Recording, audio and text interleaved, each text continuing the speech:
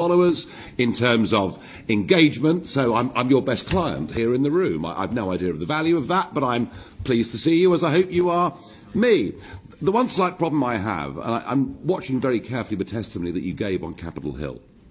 Time and again, people asked you, is this genuinely a neutral political platform?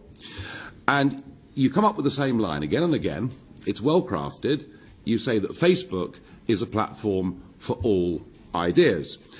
Now, historically, of course, it's true that through Facebook and other forms of social media, there is no way that Brexit or Trump or the Italian elections could ever possibly have happened. It was social media that allowed people to get round the back of mainstream media. Now, perhaps you're horrified by this creation of yours and what it's led to. I don't know. But what is absolutely true is that since January of this year, you've changed your modus operandi, you've changed your algorithms, and it has led directly to a very substantial drop in views and engagements for those that have got right of centre political opinions. The facts are very clear. Just look at President Trump's numbers on a much smaller scale. Look at mine. Look at thousands of other conservative commentators. And on average, we're down about 25% over the course of this year.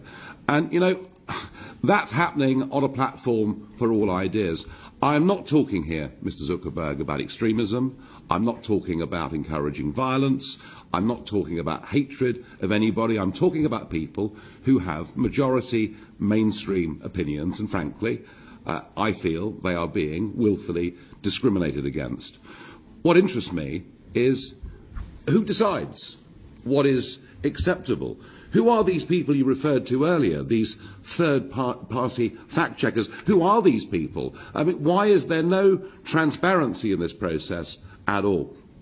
I'm not generally somebody that calls for legislation on the international stage, but I'm beginning to wonder whether we need a social media Bill of Rights to basically protect free speech. And I'm asking you today very, very clearly that would you accept that today Facebook is not a platform for all ideas that is operated impartially?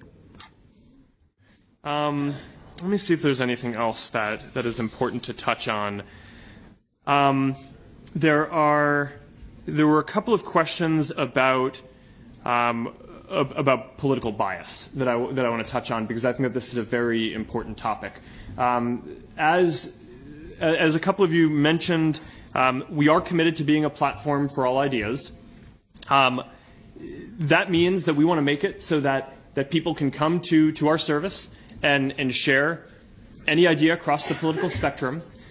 It's very important to me that we're a service that allows for a wide variety of political discourse. We view that as a big part of our responsibility, and I can commit to you here today that we have never and will not make decisions about what content is allowed or how we do ranking on the basis of a political orientation. So that's an important philosophical point for me that I'm proud to be able to commit to.